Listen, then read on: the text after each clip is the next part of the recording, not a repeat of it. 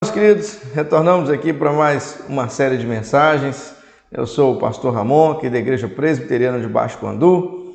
Se você chegou até aqui, esse é uma continuidade, né? Nós estamos fazendo a exposição das cartas de João. Se você for lá no YouTube da Igreja Presbiteriana de Baixo Quandu, tem uma playlist lá com a primeira carta, toda explicadinha, verso por verso, e a segunda carta também explicadinha, verso por verso, e agora vamos iniciar a terceira carta. Estou muito feliz com a repercussão, com a quantidade de visualizações, de irmãos que têm me dado feedback, dizendo que estão sendo abençoados, e meu desejo é esse. Essa série de vídeos curtos, são mensagens que nós apresentamos aqui na Igreja Presbiteriana de Baixo Quandu, nas nossas reuniões de oração. Então o propósito é vídeos curtos com a mensagem, para você ouvir talvez no carro, talvez enquanto esteja fazendo outra coisa, e ser abençoado aí com a exposição dessas cartinhas tão pequenininhas, mas muito abençoadoras. Então, hoje nós vamos fazer então, vamos ler a saudação da terceira carta de João. A terceira carta não tem também capítulo, ela é muito pequenininha, são apenas 15 versos, e ela começa assim, a saudação, verso 1 até o verso 4, vai ser nosso alvo de hoje. O presbítero é o amado Gaio, a quem eu amo na verdade. Amado, acima de tudo, faço votos por tua prosperidade e saúde, assim como é próspera a tua alma. Pois fiquei sobremodo alegre pela vinda de irmãos e pelo seu testemunho da tua verdade. Como tu andas na verdade? Não tenho maior alegria do que esta, a de ouvir que meus filhos andam na verdade. Que o Espírito Santo de Deus nos acompanhe, que essa mensagem seja instruída por Ele e nos conduza a sermos crentes melhores. Irmãos, a terceira carta de João é um pouco diferente das outras duas cartas. A primeira e segunda João são escritas para igrejas, o destinatário são igrejas. Já a terceira carta, o destinatário é uma pessoa, ele envia essa carta para um Gaio, um membro da igreja. O assunto também da terceira carta de João é diferente, porque tanto primeira quanto segunda João, o alvo ali é combater falsos mestres que principalmente estavam negando a encarnação de Jesus Cristo.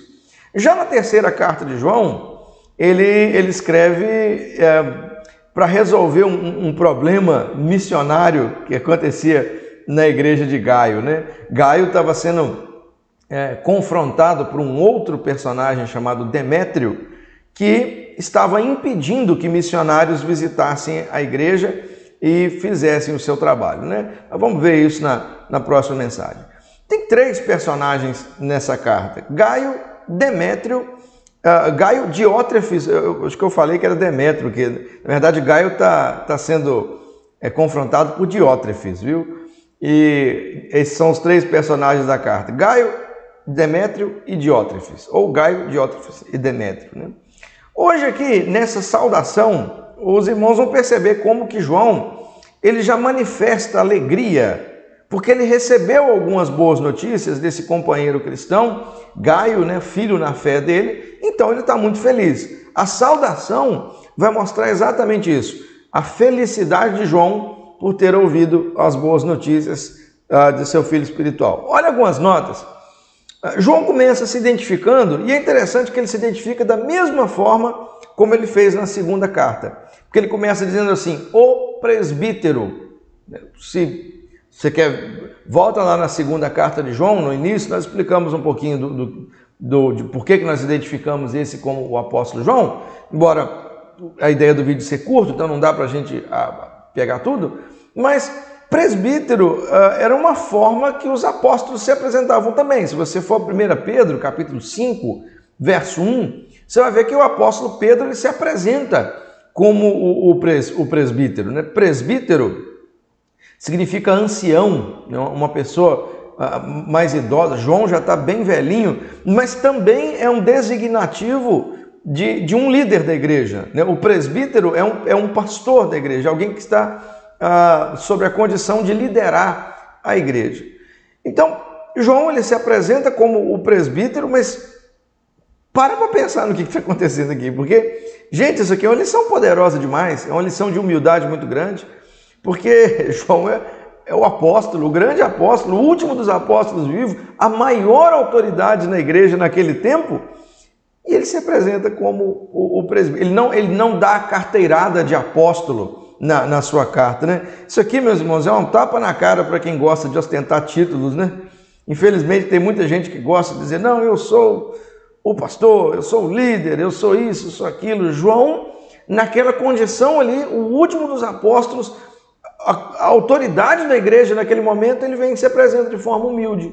Fala, não, eu sou um entre os líderes, né? Eu sou o presbítero. E aí, depois de dar essa grande lição de humildade, ele anuncia os destinatários dele. Porque ele diz, né, o presbítero ao amado Gaio. Então, essa carta ela vai para alguém chamado Gaio, alguém a quem João ama.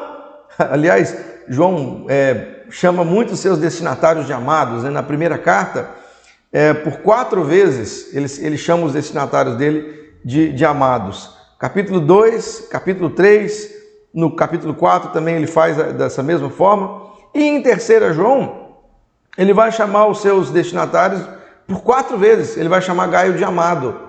O verso 1, o verso 2, o verso 5, o verso 11. Então tem muito amor envolvido aqui, o apóstolo pelo esse seu filho na fé. Quem que é esse Gaio? Aí fica difícil. Gaio, esse nome Gaio, ele aparece algumas vezes no Novo Testamento. Atos 19, 29, Atos 20, verso 4, Romanos 16, verso 23, 1 Coríntios 1, verso 14. Então, é um nome relativamente comum. O problema é que não dá para relacionar esse Gaio aqui com nenhum desses que aparecem. Então, o fato é que nós realmente não sabemos quem é esse Gaio. Mas era um homem generoso que recebia os presbíteros, que recebia os evangelistas ou os missionários na sua casa e tinha muito amor pela obra de Deus. Era um crente verdadeiro e João está feliz, né? Ele demonstra aqui o amor do presbítero pelos seus irmãos, né? Pelos seus liderados. E esse amor é baseado em algo. Olha como é que ele diz. Presbítero amado Gaio, a quem eu amo na verdade. Finalzinho do verso 1. Olha que interessante. A quem eu amo na verdade. Ou seja, o amor existe ali entre os dois porque eles creem na mesma verdade. Né? Infelizmente esse texto aqui é usado por alguns homossexuais, né, para justificar a relação homossexual. Mas na verdade o que João está dizendo, olha, João, Gaio, eu amo você porque nós andamos na mesma verdade. Nós confessamos o mesmo Cristo. Nós temos verdadeira comunhão porque estamos em Cristo. Isso é um assunto que João já falou antes nas suas cartas, que a comunhão verdadeira só acontece em torno de Cristo. Eu vou repetir o conselho que João dá aqui aos líderes, né, aos pastores, é que, olha, não tentem gerar comunhão entre os irmãos de forma artificial. Talvez, se a sua igreja, você não consiga enxergar a comunhão entre os irmãos da sua igreja, olha, vale a pena olhar e investir na comunhão com Cristo, porque é a única forma, meus irmãos, de crentes se unirem. Olha, João está dizendo, eu amo você, Gaio, porque eu amo você na verdade. E existe uma ênfase aqui, né? Eu amo, é assim que João fala, eu amo. Gaio está sofrendo, gente. Gaio está tendo oposição da parte de Diótrefes e uma oposição muito forte. Vocês vão ver como é que Gaio, Diótrefes, ele ferrenhamente ataca Gaio e as pessoas a quem ele recebe. Então, apesar de todo esse ódio, João está dizendo, Gaio, apesar de tudo isso, eu amo você, porque nós estamos em Cristo, estamos prontos para encarar o sofrimento, estamos prontos para encarar as dificuldades, porque nós conhecemos a verdade e confessamos a mesma verdade. E verdade, para João, nas 3 cartas, verdade não é uma questão subjetiva. Um negócio, você tem a sua verdade, eu tenho a minha verdade. Não. Verdade nessas cartas são o conjunto de doutrinas apostólicas. Em 1 João, em 2 João, principalmente tem a ver com a verdade sobre a doutrina da encarnação. Aqui na 3ª carta de João, tem a ver com amor e com a disposição de auxiliar os missionários. Então, essa verdade, Qual que é a implicação disso aqui, meus irmãos? Amor bíblico não é amor libertino. Ele se baseia na verdade, né? Nós não consideramos justas todas as formas de amar, como diz a poesia, mas João, ele demonstra o seu amor por Gaio porque eles estão unidos em Cristo. Eles estão em torno da mesma doutrina apostólica e isso gera comunhão verdadeira, amor verdadeiro. Os crentes se amam verdadeiramente, não porque eles são perfeitos, mas porque eles estão em torno de uma mesma causa, em torno do mesmo evangelho, da mesma pessoa, Jesus Cristo, o nosso Salvador. E aí no verso 2, João, ele ora por esse Gaio. Ele começa dizendo assim: amado, acima de tudo, faço votos por tua prosperidade e saúde. Olha que interessante. Esse texto ele tem uma complicação. Esse acima de tudo aí, ele deixa um pouco complicado, principalmente na ordem do texto grego, do texto original. Porque ele pode ser entendido de duas formas. Ele pode ser entendido assim: acima de tudo, seja próspero e tenha saúde. Pode ser uma forma de traduzir. Ou também pode significar: Gaio, prospere em tudo, inclusive na saúde. Então é um texto difícil, mas nós podemos descomplicar ele aqui dizendo que João está orando, o texto fala faço votos, né? E talvez não seja uma boa tradução. Eu estou usando a Almeida, Revista e Atualizada, a ARA. E voto hoje tomou essa ideia de fazer uma promessa, né? Então, mas não é isso. João está fazendo uma oração. João diz: eu estou orando pela sua prosperidade e pela sua saúde. E é isso mesmo, prosperidade aqui. É prosperidade financeira. João está pedindo que Gaio seja próspero financeiramente e que ele tenha saúde. O que não é comum, né? Talvez Gaio tivesse algum problema de saúde, mas enfim.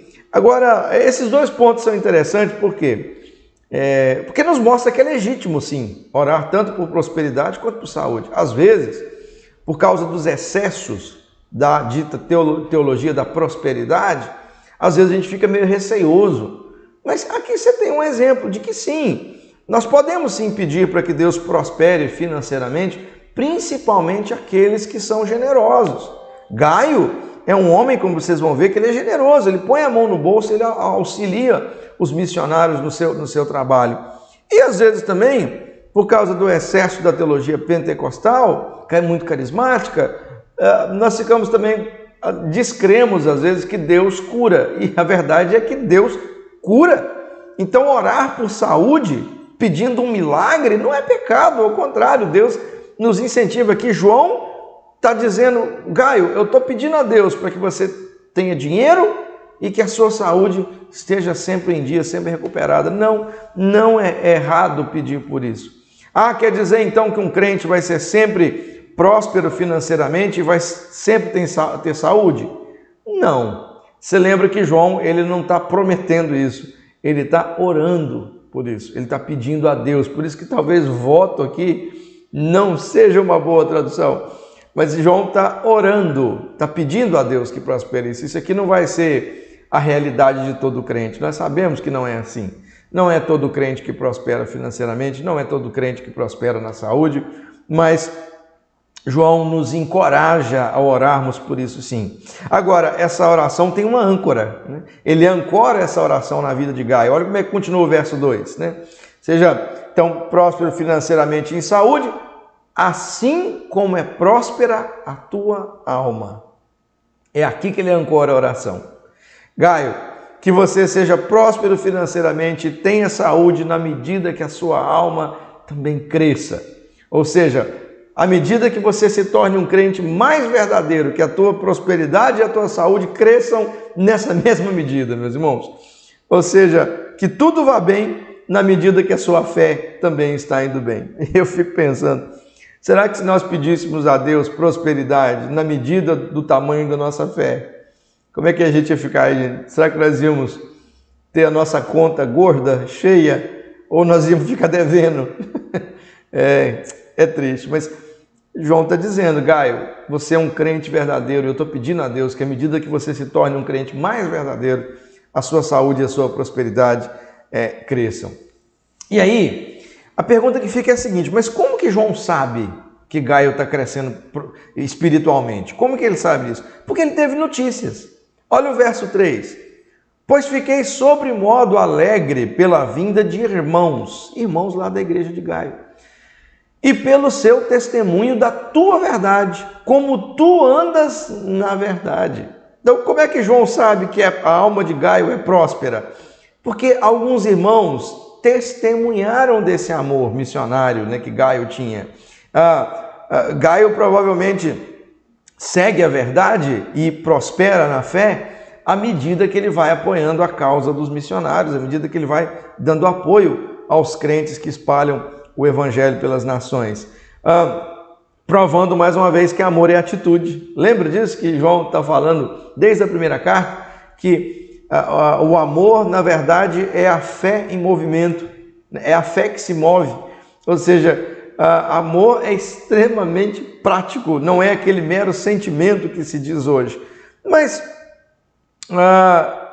olha que lindo que deve ter sido isso aqui, meus irmãos. Às vezes, João estava lá imagina o culto lá na igreja de Éfeso, né, onde João estava, que eu estou imaginando, viu, meus irmãos?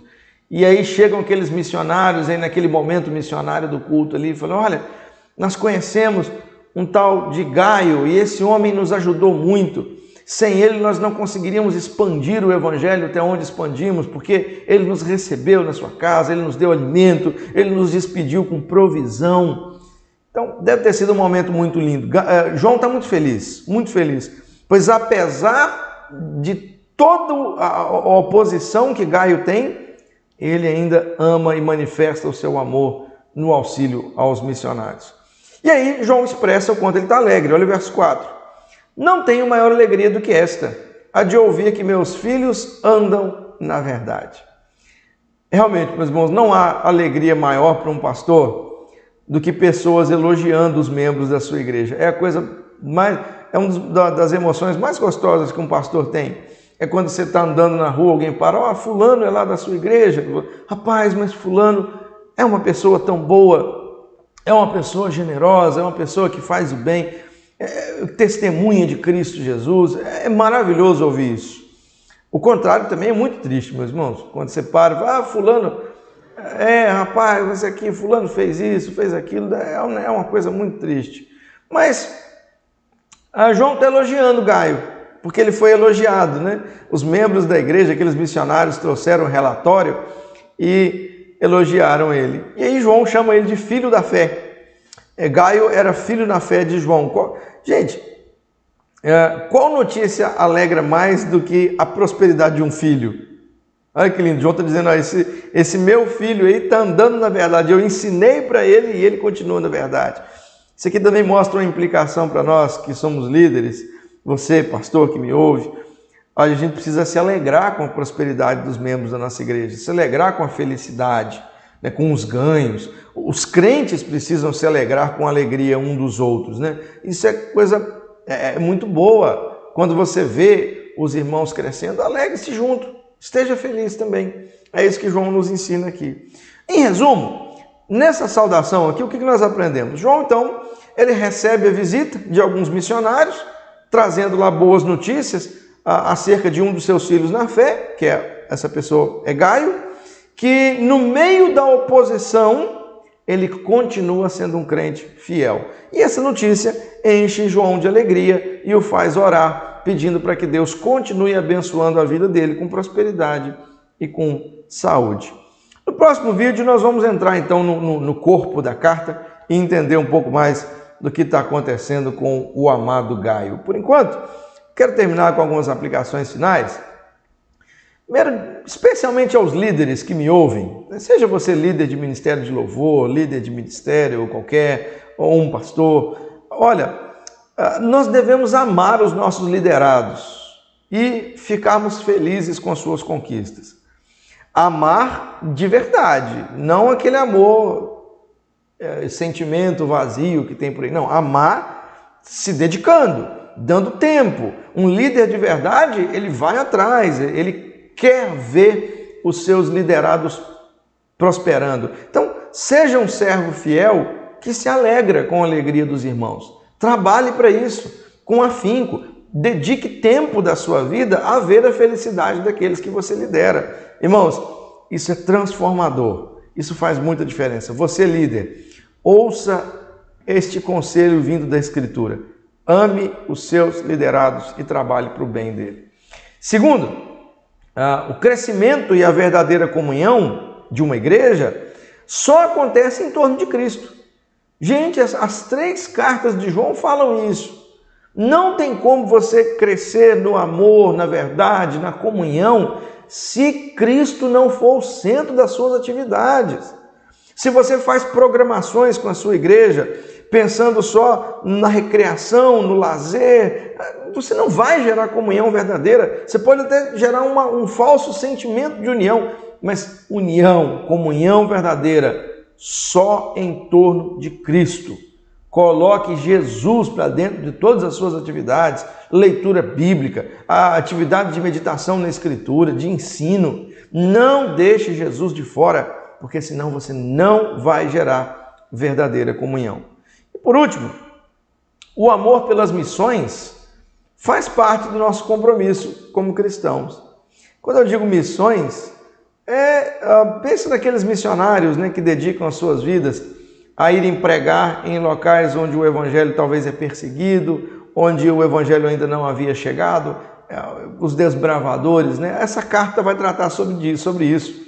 É uma carta missionária, é uma carta muito missionária, maravilhosa, para quando você fizer eventos missionários, pregar essa carta e mostrar o amor de Gaio, né, pelas missões e pelo trabalho missionário, né?